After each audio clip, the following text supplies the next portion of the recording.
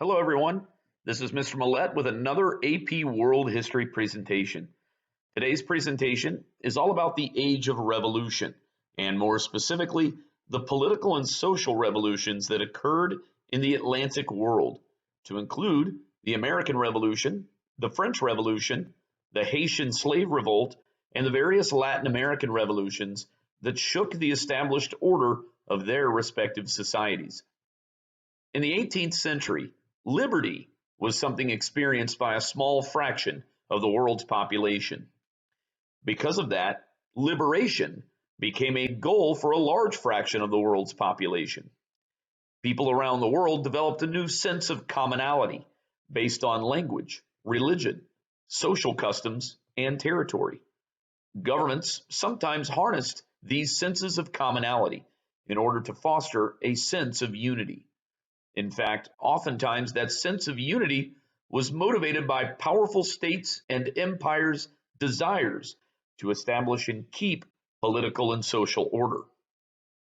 However, during the 18th century, with the circulation and diffusion of Enlightenment ideas regarding equality, property rights, and individual liberty, some defined social and political groups who had traditionally conformed to the social order established by their imperial leaders began to resist those same imperial leaders.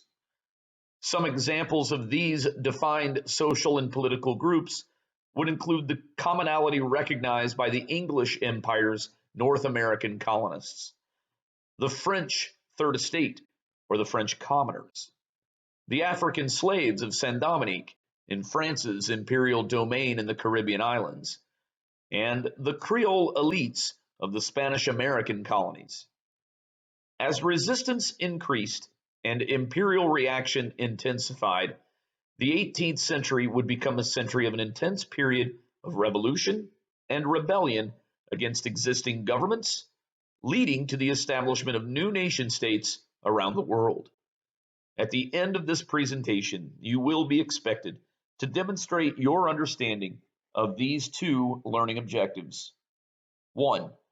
Explain causes and effects of the various Atlantic-based revolutions in the period from 1750 to 1900. 2. Explain the comparisons and parallels among the various Atlantic-based revolutions in the period from 1750 to 1900.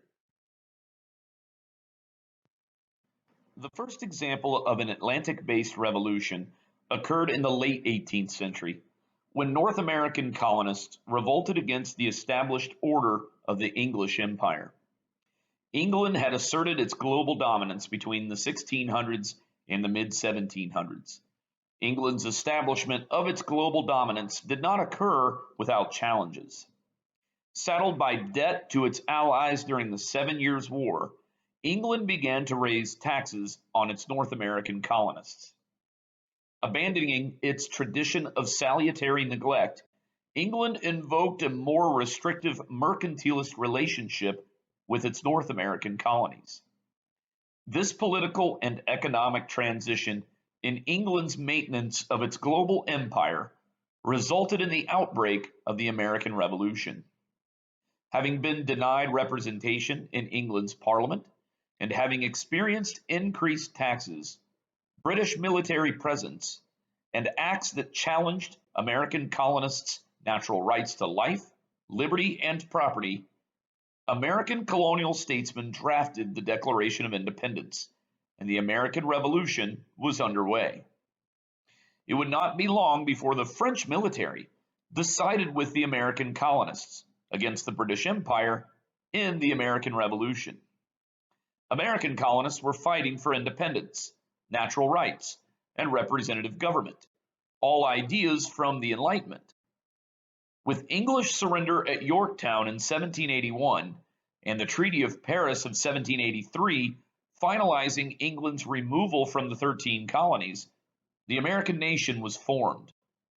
America's first governing document was the Articles of Confederation, but that would eventually be replaced in 1789 with the Constitution, which included the first 10 amendments to the Constitution, the Bill of Rights.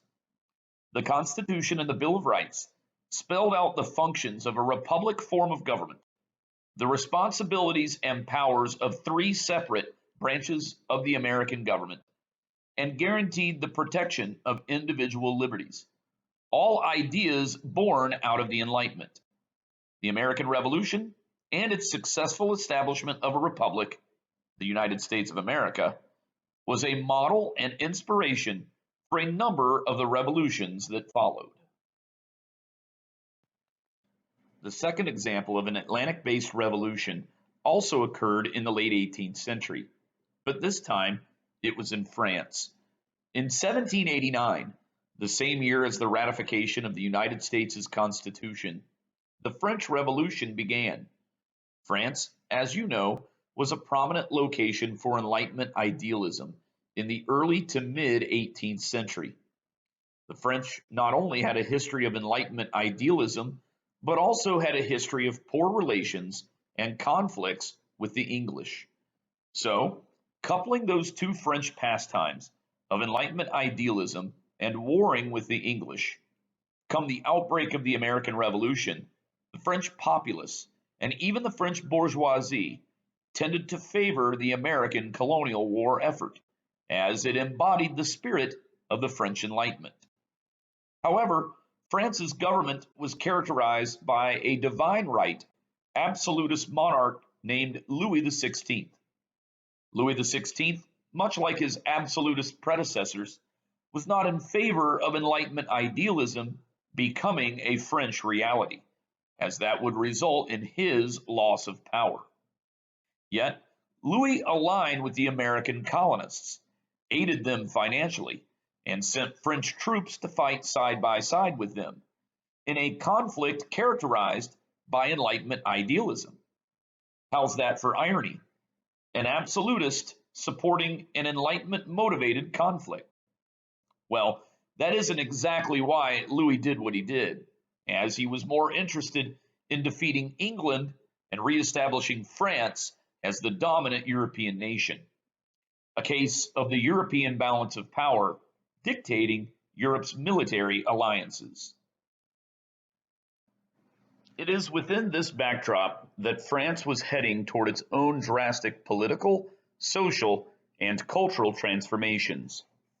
First, the long-held tradition of absolutism and divine right authority weighed heavily on the backs of French peasants and the French bourgeoisie. The peasantry, void of privilege and protection of rights, had virtually no recourse in improving their conditions except through revolt.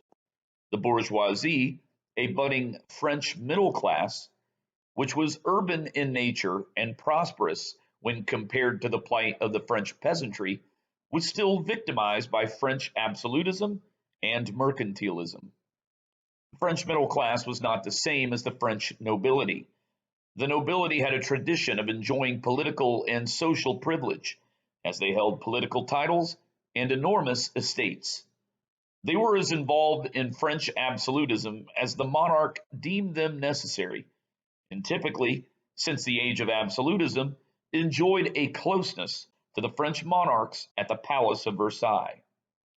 Beyond that, the French clergy also enjoyed a higher political and social status within the French traditional system. Referred to as the ancient regime, the French absolute estate was characterized by three social classes, known as the estates system. The first estate was the most privileged and was comprised of the royal family and the most prominent members of the French Roman Catholic clergy. The second estate was also of the privileged order and was comprised of the French nobility. The largest estate was the third estate, and it was void of privilege and protection, and was comprised of the French bourgeoisie, the French urban working class, and the French rural peasantry. Although there was a body politic in France called the Estates General, the Estates General had not convened since the early 17th century, which signified the lack of agency that underprivileged peoples had in the French political system. The French Revolution resulted from a combination of long-term social and political causes, and was exacerbated by short-term fiscal and economic crises. 1789 was a difficult year for French society.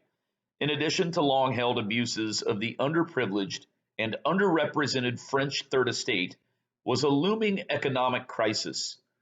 French agricultural production had been reduced by 2 consecutive harsh winters and poor harvests. This created a shortage of staple crops within French households. Most importantly, it created a shortage of bread in French markets, including the Parisian markets. That bread shortage created a drastic increase in the price of bread, so much so that it priced itself out of the households of many of the French urban populations. French mercantilism did not prevent nor fix the economic crisis, and that fueled Parisians and other starving French subjects to take to their own means of obtaining bread and other scarce staples. Break-ins, robberies, and fistfights turned Paris into a dangerous city, and it was clear that King Louis XVI and Queen Marie Antoinette, residing some 13 miles away from Paris in the lavish Palace of Versailles, were aware of the issues in Paris but seemed dismissive to the needs of the starving Parisians. It had been fairly common that Parisian publications distributed unflattering and accusatory images and articles regarding the king and queen. The anti-royal press campaign ridiculed Queen Marie Antoinette's nationality, competency, marital fidelity, and lavish Versailles lifestyle. The anti-royal press campaign also published the infamous quote of "Let them eat cake" as the Queen's response to the issues of starvation in Paris. It was spun as a dismissive and condescending solution to the plight of her French subjects, and it enraged Parisians. Ultimately, King Louis XVI would call the Estates General to convention in the late spring of 1789 in order to address the financial problems plaguing Paris and France at large. This seemed like a real opportunity for representatives of all 3 estates to come together and devise a plan to offset the financial crisis. However, King Louis was more interested in figuring out ways to increase taxes, which would in turn enable his state to spend money accordingly. Representatives of the Third Estate also wanted the convention to be a single and unified meeting of all 3 estates to address all of the grievances and potential solutions. However, that was not to be, as the king and the First and Second Estates deemed it too radical to do so. In effect, the representatives of the Third Estate were placed in their own convention hall at the Palace of Versailles and rarely engaged in any discussions with the other 2 estates and Louis and his administration. In June of 1789, members of the Third Estate were actually locked out of their convention hall and were basically expected to accept their minimal to non-existent participation in the decisions of the Estates General.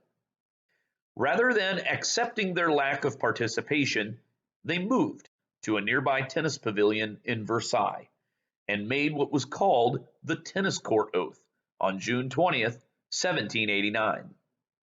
In that oath, the representatives defined their body politic as the National Assembly and swore to continue to convene until a written set of rights for French men and a French constitution were drafted and presented to King Louis XVI. This inaugurated the first phase of the French Revolution. This first phase has been referred to as the moderate or liberal phase of the French Revolution. The phase was in direct response to the corruption and absolutism of the ancient regime and sought moderate change that would limit the monarch's power. Between 1789 and 1791, the French moderate phase commenced, and the National Assembly continued to convene in its endeavors to draft a set of rights and a new constitution. The moderate phase did not occur without some radical activity of the French populace. For example, on July 14, 1789, Parisians took to the streets and stormed the Bastille. The Bastille was a prison and weapons storage facility that represented the corruption and absolutism of the French monarchy. Parisians stormed the Bastille and released the prisoners, which was really just a handful of prisoners, and armed themselves with the weaponry of the French military that was stored in the Bastille's armory. Bastille Day became a rallying point for the Parisians and was the first action steps of fraternity of the marginalized peoples of Paris against a common enemy, the French monarchy. A month later, in August of 1789, the National Assembly drafted its set of rights, predicated on Enlightenment idealism, called the Declaration of the Rights of Man and Citizen. 2 months later, in October of 1789, amidst the continuation of bread shortages, high prices, and starvation, thousands of women participated in the March to Versailles, with demands that King Louis XVI supply them with wagons of bread. At the gates of Versailles, some of the women came unhinged and murdered some of the king's royal guards, who confronted the group. Their heads went up on pikes and were marched through the courtyard. Eventually, the king agreed to meet with the leaders of the group and agreed to have wagons of bread escorted to Paris when they returned to the city.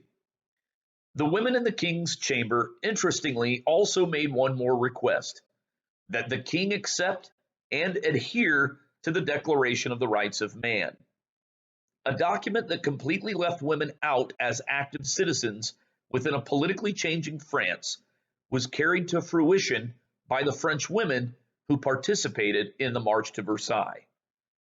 2 days later, Louis and Marie were forced to leave the Palace of Versailles and take up residence in the Tuileries Palace in Paris, where the National Assembly and the Parisian citizens could keep their eyes on them.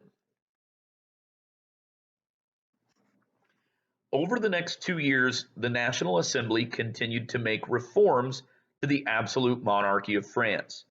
The National Assembly organized a revolutionary army. It helped to increase popular participation, especially within Paris. It placed the French Roman Catholic clergy under state control, as it drafted the Constitution of the Clergy in 1790, which meant the Catholic clergymen were now directly ordered and compensated by the French state. This commanded the clergy, who was once a part of the First Estate, to pledge its loyalty to the new French government, the National Assembly. The National Assembly also took to confiscating the lands of the nobility, who remained strict royalists, and abolished hereditary privileges that the nobility traditionally enjoyed as members of the Second Estate. These actions caused a great flight of French nobles out of France to other places in Europe that would protect their titles and status. Speaking of flight, the royal family even attempted to flee from Paris to Varennes in June of 1791 in hopes to ultimately make it to Austria to seek protection and alliances with Marie's family, the Habsburg dynasty. The family was caught and arrested and returned to the Tuileries Palace and confined there on house arrest. 3 months later, King Louis XVI was forced to accept the French Constitution of 1791, which set up a unicameral legislature and made Louis a figurehead in France's first constitutional monarchy. Louis no longer had budgetary control and could no longer dismiss the legislature, and the National Assembly could have Louis deposed as king. Comparatively, Louis had fewer powers than the first president of the United States, thanks to the new French Constitution. Come 1792, the moderate phase of the French Revolution began to morph into a more extreme and radicalized phase. The financial crisis and bread shortages were not completely fixed. The National Assembly was also dealing with counter-revolutionary uprisings by nobles and devout French Roman Catholics who had been victimized by the moderate phase of the revolution. Although Louis and Marie never made it to Austria, anti-revolutionary sentiments were running high across Europe. It was almost as if France was in a fishbowl, and the monarchs and privileged nobility of other European states could see what was happening and knew they did not want revolutionary actions being taken against them in their own states. It was then that alliances began to form among European states in order to combat the intensifying French Revolution. It was for these reasons that the moderate phase morphed into a radical phase, and in September of 1792, just a year after the establishment of the French Constitution, the National Assembly was replaced by the National Convention, and France became a republic. King Louis, charged with treason, was executed via the guillotine in January of 1793. Eventually, in October of the same year, Queen Marie Antoinette would also be executed via the guillotine. Whereas the moderate phase of the revolution sought to limit the power of the monarchy, the radical phase sought to abolish it. This action led directly to the building of the first coalition against France. The first coalition included Austria, Prussia, England, the Netherlands, and a host of other European states. Its goal was twofold: to prevent revolutionary activity from spilling into their respective states, and to defeat the radical French revolutionary government. The radicalized National Convention responded by conscripting a large French army, which sought to defend its revolutionary government, defeat coalition armies, and spread revolutionary activity to the underprivileged peoples of Europe. The National Convention organized a levy en masse, or mass levy or draft of a revolutionary army that consisted of 650,000 soldiers. This inspired not only French revolutionary fervor, but also a sense of French nationalism in the face of great challenges from other European nations. At home, after the execution of Louis XVI, the National Convention began to divide along radical and moderate political lines. Led by radical Maximilien Robespierre, the radicals responded to the moderates and their opposition by instituting the Reign of Terror. The Reign of Terror was characterized by the executions of the French moderates within the Republic who were deemed counter-revolutionaries. Additionally, the Reign of Terror established a police state that led to the executions of thousands of Parisian citizens who were arrested and convicted of crimes of treason and counter-revolutionary activity. The weapon of choice by the Committee on Public Safety? The guillotine, an apparatus with a sharp blade that was dropped on the necks of counter-revolutionaries in a swift decapitation that, for its time, was deemed a more humane method of execution. Robespierre and his radicals also fixed prices and wages to counteract the financial crisis. The radicals also took to a policy of de-Christianization. Whereas in the moderate phase, French clergymen were now employees of the French government, the radical phase saw the complete abolition of the practice of organized religion, including Catholicism, within France. Priests were exiled and in some cases executed. Mass was interrupted and church buildings were used for radicalized political propaganda activities, such as the Festival of Reason, held at Notre Dame Cathedral in Paris in 1793. The radical government also replaced the Gregorian calendar with the French Republican calendar, which had the months renamed to terms that captured France's weather and climate conditions. Women who had enthusiastically participated in the early phase of the revolution and only marginally experienced brief improvements in legal status of women, citizenship in the Radical Republic was quickly restricted to men.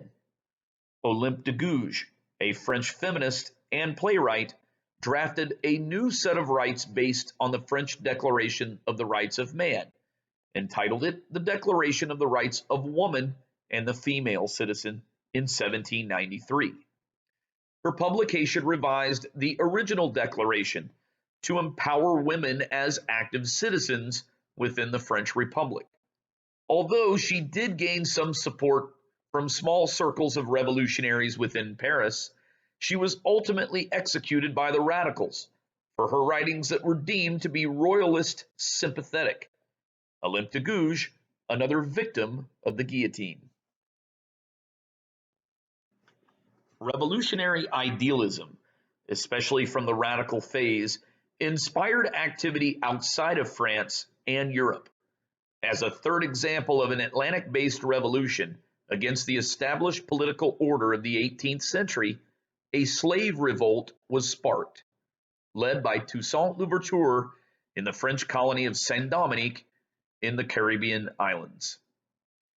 Having started in 1791, the slave revolt grew in size and success during the radical phase of the revolution back in France.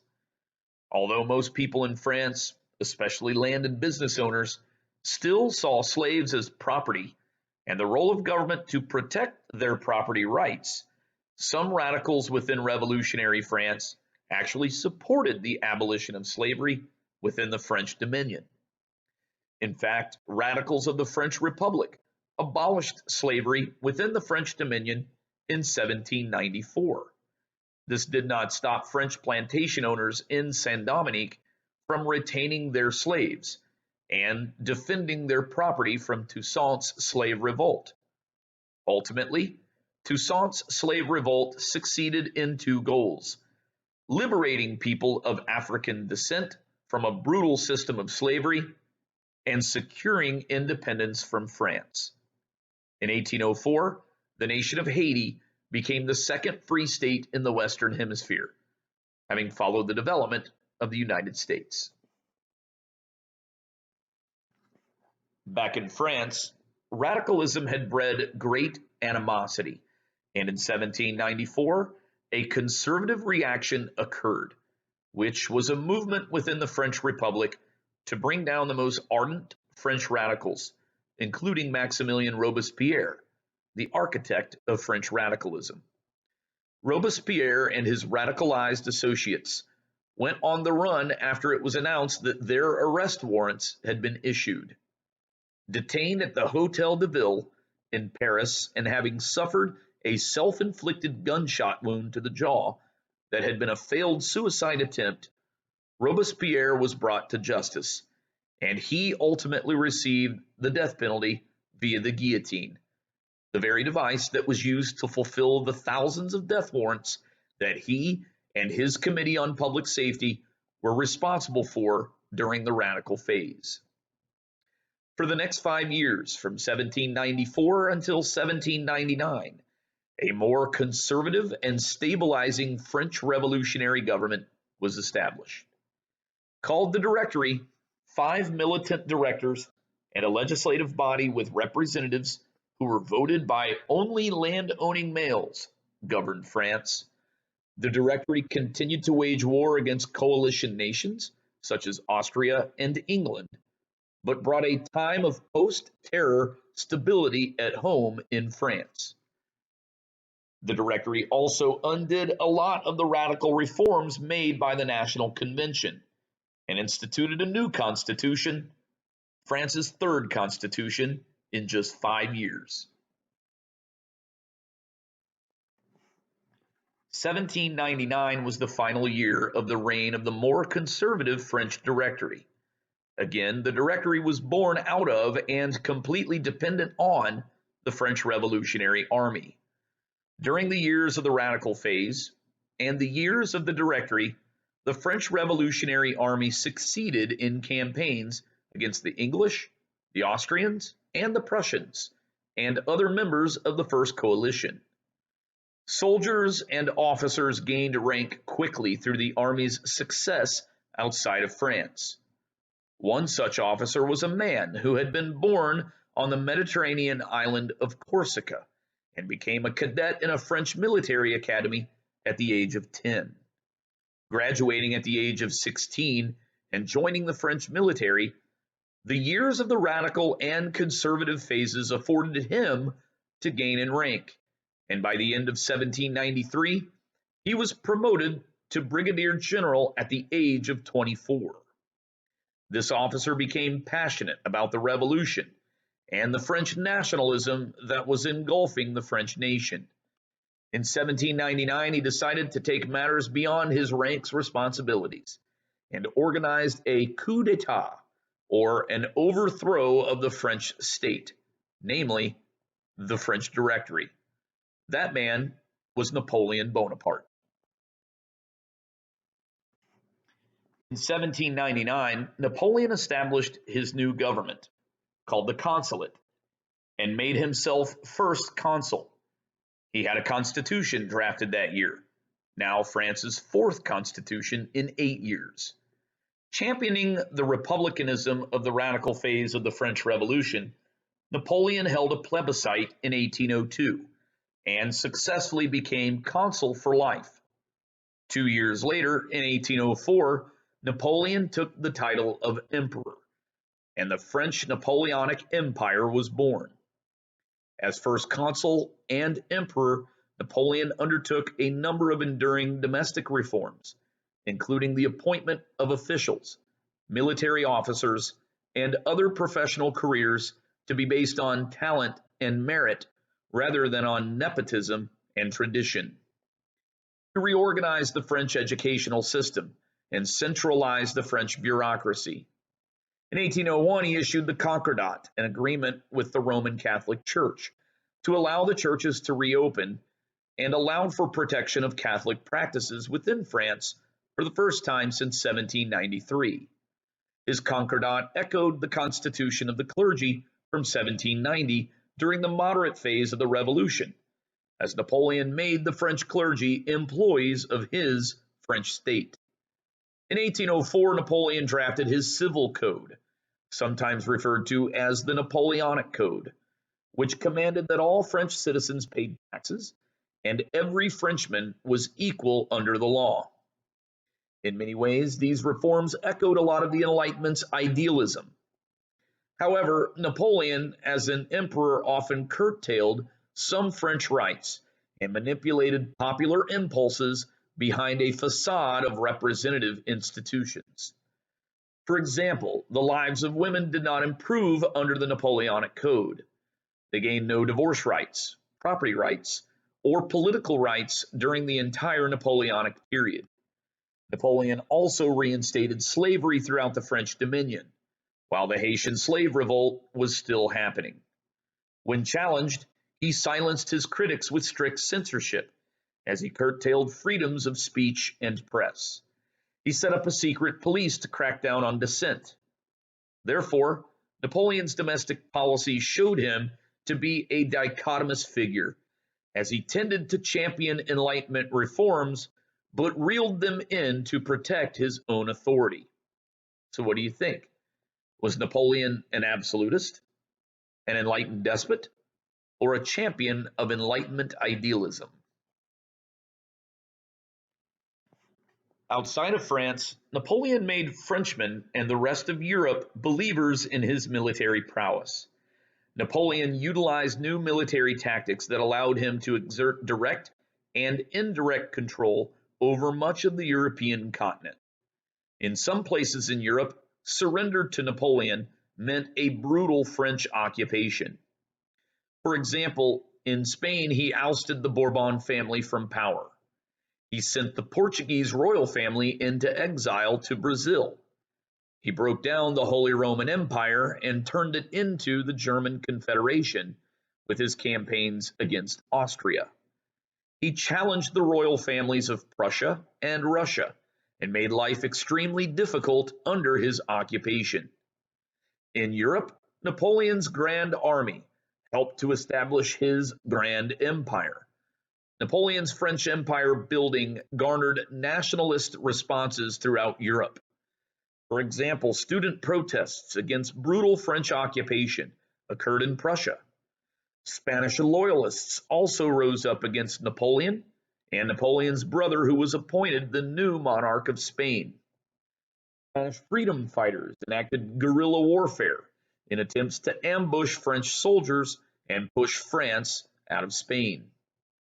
In Napoleon's Russian campaign, Russian soldiers and landowners abandoned their lands and destroyed their fertile agricultural lands in order to force Napoleon's army to forage in an attempt to halt Napoleon's advancements.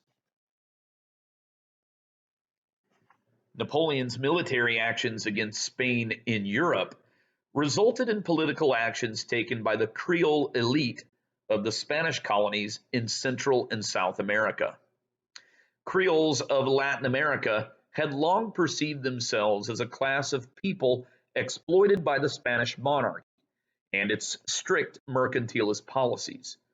Revolutionary fervor had been in the air in Latin America, as many Creole elites saw the success of the American independence movement and recent establishment of the United States. Latin American colonists were aware of the new Enlightenment ideas that were being put into practice in the newly formed United States, and were certainly envious of those Enlightenment changes. However, Napoleon's ousting the Spanish monarchy from power resulted in direct action by the colonists in Spanish America, who took the opportunity to declare their independence from Spain. In fact, between 1810 and 1811, 5 new Latin American nations were formed through successful independence movements from Spain. 2 of those nations were Venezuela and Colombia. Creole leader Simón Bolívar helped lead the way for Venezuelan and Colombian independence. Dubbed the Liberator and the George Washington of South America, Bolívar led to the establishment of Gran Colombia, a confederacy of recently liberated Latin American states. Eventually, Gran Colombia broke up into the current South American nations of Colombia, Ecuador, and Venezuela. Bolívar was also instrumental in the independence movements of Peru and Bolivia. Bolívar's Enlightenment influence and revolutionary words are captured in his Jamaican letter that he wrote while in exile to the British colony of Jamaica. Quote, "At present, the contrary attitude persists. We are threatened with the fear of death, dishonor, and every harm. There is nothing we have not suffered at the hands of that unnatural stepmother, Spain. The veil has been torn asunder. We have already seen the light, and it is not our desire to be thrust back into darkness. The chains have been broken. We have been freed, and now our enemies seek to enslave us anew. For this reason, America fights desperately, and seldom has desperation failed to achieve victory." One thing was certain about the Atlantic world by the early 1800s. Atlantic societies of the Americas, Europe, and the Caribbean had grown tired and discontent with the tradition of monarchical rule. In fact, by the early 1800s, even Napoleon's monarchical rule had started to breed discontent and resistance. Although Napoleon's expansive reign in France had brought enlightenment and revolutionary fervor to places outside of France, outside of Europe, Napoleon did not always get what he wanted. In 1802, Napoleon sent a large expedition of soldiers to Saint-Dominique to put down Toussaint's slave revolt. Ultimately, most of those soldiers never returned to France. 2 years later, in 1804, Saint-Dominique became the newly independent nation of Haiti. In 1803, in order to raise revenue for his building of his grand empire in Europe, Napoleon decided to sell the Louisiana Territory to the United States. The Louisiana Territory had recently been regained by France in a treaty with Spain, but then sold by Napoleon to the United States under President Jefferson in 1803. Napoleon's Western Hemispheric interests were waning as he lost territory in North America and the Caribbean. As well, not all of Napoleon's military actions within Europe were successful. For example, one of the biggest mistakes by Napoleon was his enactment of his continental system, his attempted naval blockade of England. The goal was to starve England into revolution and submission during the Napoleonic Wars by not allowing ships from Northern Europe and the Atlantic to enter into England's ports. Napoleon would have to depend on the nations his empire occupied to oversee the continental system, and in many cases, that did not stop English vessels from making it to English ports. Additionally, the English Navy was just so much more powerful than the French Navy, and as Napoleon concentrated his efforts on trying to defeat the English Navy, it actually hurt French commercial vessels who were fired at by English naval vessels and ultimately began to hurt the French economy. However, Napoleon's biggest military failure came with his Russian campaign in 1812. Bringing with him some 600,000 soldiers into Russia, Napoleon attempted to defeat the Romanov dynasty and bring Russia under his grand empire. As Russian soldiers retreated and enacted their scorched earth policy, it became extremely difficult for Napoleon's grand army to survive. As the campaign elongated and winter set in, some 500,000 of his 600,000 soldiers died. Napoleon's army never made it to Moscow, and he never even attempted to take St. Petersburg, Russia's political capital. Napoleon ultimately fled back to France, with few of his soldiers with him.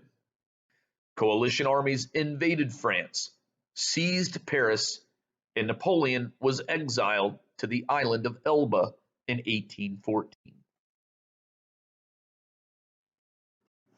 In 1815, Napoleon escaped Elba with a few hundred soldiers and landed in France and sought to reestablish his imperial rule over France. He was able to bring France under his control for 100 days in 1815. Rounding his 100 days was the coalition army's success against Napoleon at the Battle of Waterloo in the Netherlands in June of 1815. Napoleon would surrender to England's commander, the Duke of Wellington, and accepted his second and final exile. This time, Napoleon was exiled to the island of St. Helena in the southern Atlantic Ocean. Napoleon would die in exile in 1821. Eventually, Napoleon's remains were brought to Paris, where they are entombed today. After the defeat of Napoleon by a coalition of European powers, the Congress of Vienna attempted to restore the balance of power in Europe and contain the danger of revolutionary or nationalistic upheavals in the future. Leaders of the Congress of Vienna championed political conservatism as they sought to reinstate the families, leaders, privileges, and traditions of the political and social systems that had predated the French Revolution and had been ruined by Napoleon. The demands of order and legitimacy from European conservatives in the Congress of Vienna failed to prevent nationalistic movements throughout the world during the 19th century. Newly imagined national communities often linked this new national identity with borders of the state, and in some cases, nationalists challenged boundaries or sought unification of fragmented regions. This would be the case in the desire of native Filipinos to push for their independence from Spain, or Maori nationalism and the New Zealand land wars between the Maori, who were indigenous to New Zealand, and the British, who continued to colonize and gain control over New Zealand land and resources, or German and Italian movements of national unification, where the German states unified to form a single nation of Germany and the Italian states unified to form a single nation of Italy. One thing is for sure: the forces of revolution that triggered uprisings in the Atlantic world would globalize and trigger uprisings and resistance to established authority throughout the rest of the 19th century.